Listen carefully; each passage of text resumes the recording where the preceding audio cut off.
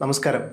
പഞ്ചാബിൽ തദ്ദേശ തെരഞ്ഞെടുപ്പ് കഴിഞ്ഞു. അപ്പം നമ്മളെല്ലാവരും ആകാംക്ഷയോടെ കാത്തുനിന്ന ഒരു തെരഞ്ഞെടുപ്പായിരുന്നു അത്. കാരണം പഞ്ചാബിൽ ഇപ്രാവശ്യം നടന്ന തെരഞ്ഞെടുപ്പ് എന്ന് പറഞ്ഞു കഴിഞ്ഞാൽ EVM മെഷീനിൽ നിന്നും മാറി ബാലറ്റ് പേപ്പറിലൂടെയുള്ള ഒരു തെരഞ്ഞെടുപ്പായിരുന്നു. അത് നമുക്കറിയാം. സംസ്ഥാനത്തിന് തീരുമാനമെടുക്കാൻ പറ്റുന്നൊരു വിഷയമാണത്, തദ്ദേശ തെരഞ്ഞെടുപ്പ് എങ്ങനെയാവണം എന്നുള്ളത്. അപ്പം പഞ്ചാബിൽ നമുക്കറിയാം ആം ആദ്മി പാർട്ടിയാണ് നിലവിൽ പഞ്ചാബ് ഭരിച്ചുകൊണ്ടിരിക്കുന്നത്. പഞ്ചാബിൽ ആം ആദ്മി പാർട്ടിയുടെ തീരുമാനപ്രകാരം അവിടെ ബാലറ്റ് പേപ്പറിലൂടെയാണ് ഇപ്രാവശ്യത്തെ തദ്ദേശ തെരഞ്ഞെടുപ്പ് നടന്നത്. അതിൽ ഏറ്റവും കൗതുകകരമായ ഒരു കാര്യം എന്താണെന്ന് വെച്ച് കഴിഞ്ഞാൽ മറ്റൊന്നുമല്ല, ആം ആദ്മി നമുക്കറിയാം 2027 വീണ്ടും ഒരു നിയമസഭയെ അഭിമുഖീകരിക്കാൻ പോവുകയാണ് പഞ്ചാബ്.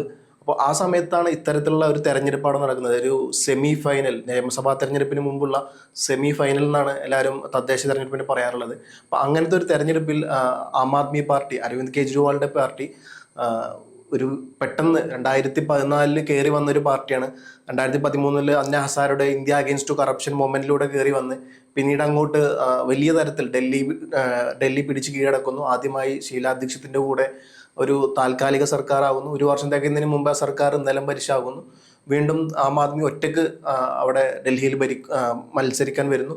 പിന്നീട് എല്ലാവരും ഞെട്ടിച്ചുകൊണ്ട് ആം ആദ്മി വലിയ ഭൂരിപക്ഷത്തോടു കൂടി ഡൽഹി പിടിച്ച് കീഴടക്കുന്നു. മാത്രമല്ല ഒരു തുടർഭരണം എന്നുള്ള രീതിയിൽ 2019 വീണ്ടും ഭരണത്തിൽ വരുന്നൊരു സമ്പ്രദായം നമ്മൾ കണ്ടു.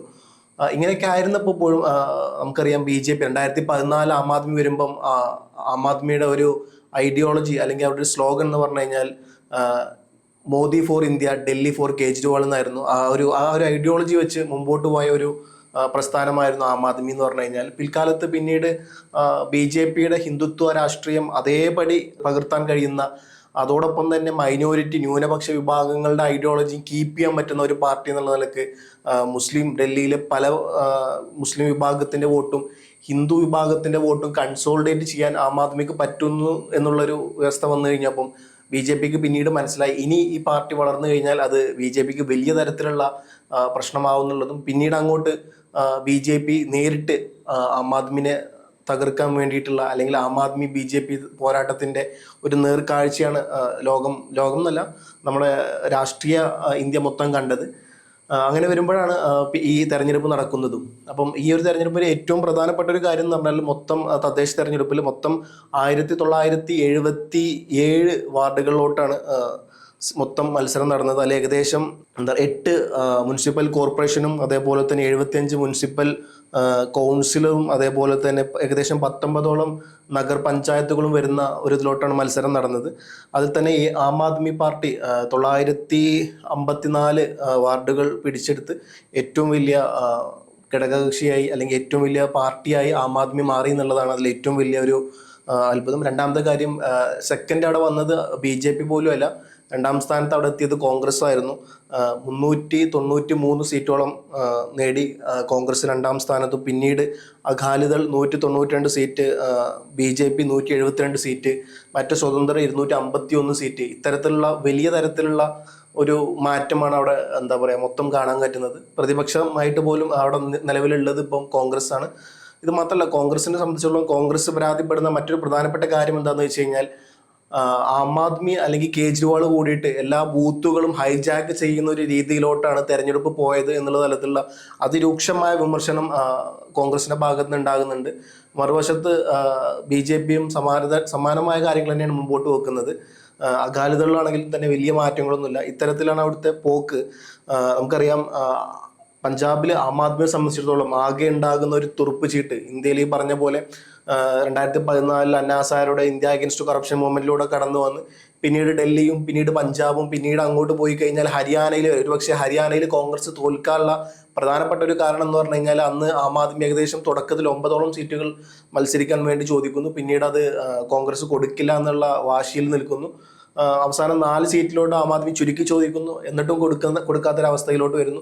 വീണ്ടും ഒറ്റ സീറ്റ് പോലും ചോദിച്ചു, ആ സീറ്റ് പോലും കോൺഗ്രസ് കൊടുത്തില്ല എന്ന് മാത്രമല്ല, ആം ആദ്മി ഏകദേശം 50ഓളം സീറ്റുകളിൽ അവരുടെ സ്ഥാനാർത്ഥികളെ നിർത്തുന്നു.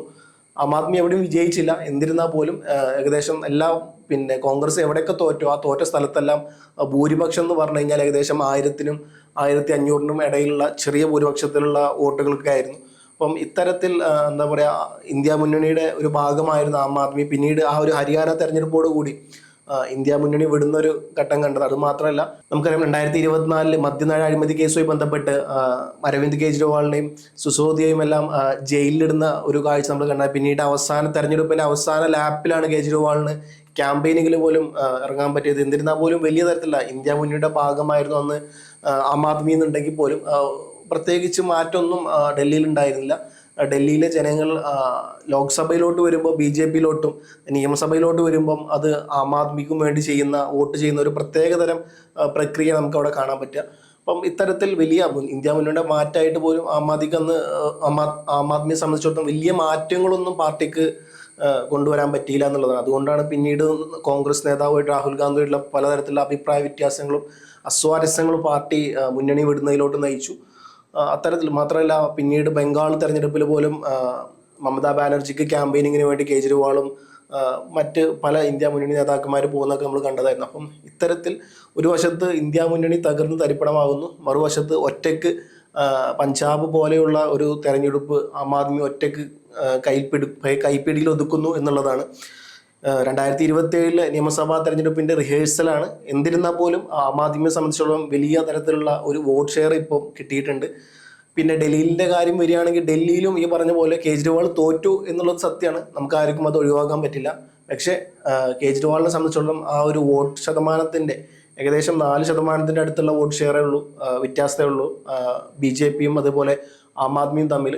അപ്പോൾ ആം ആദ്മിക്ക് ഇനിയും പ്രതീക്ഷകൾ കൈവിട്ടിട്ടില്ല. ഡൽഹിയിൽ എന്തായാലും പിടിച്ചു വരാൻ കഴിയും എന്നുള്ള ഒരു പ്രതീക്ഷ ഇപ്പോഴും കേജ്രിവാൾ നന്നായിട്ടുണ്ട്. കാരണം BJP-യുടെ ഹിന്ദുത്വ ഐഡിയോളജി എങ്ങനെയാണോ അതേപോലെ അതേ നാണയത്തിൽ തിരിച്ചടിക്കാൻ പറ്റുന്ന, നമുക്കറിയാം ഹനുമാൻ ചാലിസ പോലത്തെ പരിപാടികൾ ഡൽഹിയിൽ കേജ്രിവാൾ നടത്തുന്നത് കണ്ടു. അതേപോലെ പല കാര്യങ്ങൾ കേജ്രിവാൾ ജയിലിൽ പോകുമ്പോൾ വനവാസനത്തിന് വേണ്ടി പോയതാണ്, ജനങ്ങൾക്ക് വേണ്ടി പോയതാണ് എന്ന തരത്തിലുള്ള പല ക്യാമ്പയിനിങ്ങും നമ്മൾ കണ്ടതാണ്.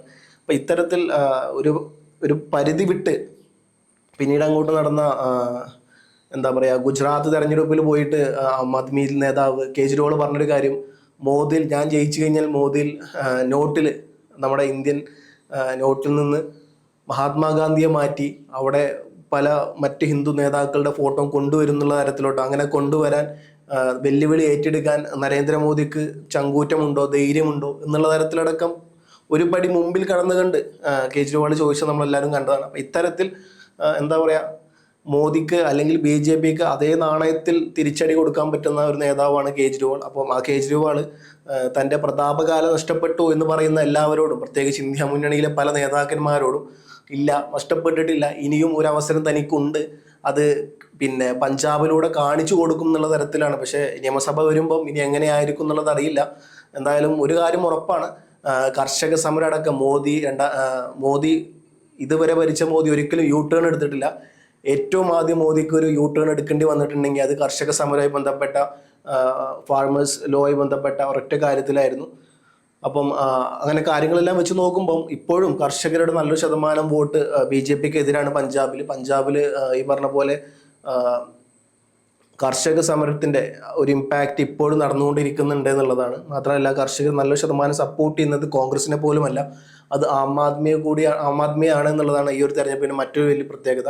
എന്തായാലും വരും ദിവസങ്ങൾ അറിയാം എങ്ങനെയാണ് 2027 തെരഞ്ഞെടുപ്പിൽ ആം ആദ്മി നിയമസഭാ തെരഞ്ഞെടുപ്പിൽ നേരിടാൻ പോകുന്നത് എന്നുള്ളത്. പഴയ പോലെ ഹിന്ദുത്വ രാഷ്ട്രീയം കൂടെ പിടിക്കുമോ, അതല്ല മോദിയെ ഇരുത്താൻ വേണ്ടി മറ്റെന്തെല്ലാം. നമുക്കറിയാം ഒരു സിവിൽ സർവീസ് ഉദ്യോഗസ്ഥൻ കൂടിയാണ് അരവിന്ദ് കെജ്രിവാൾ. അപ്പോൾ നന്നായിട്ട് കലക്കി കുടിച്ചാണ് വിവരങ്ങളും നിയമങ്ങളെല്ലാം. അതുകൊണ്ട് മോദിയെ എങ്ങനെ കേജ്രിവാൾ നേരിടുന്നുള്ളത് കാത്തിരുന്ന് കാണേണ്ട ഒന്ന് തന്നെയാണ്.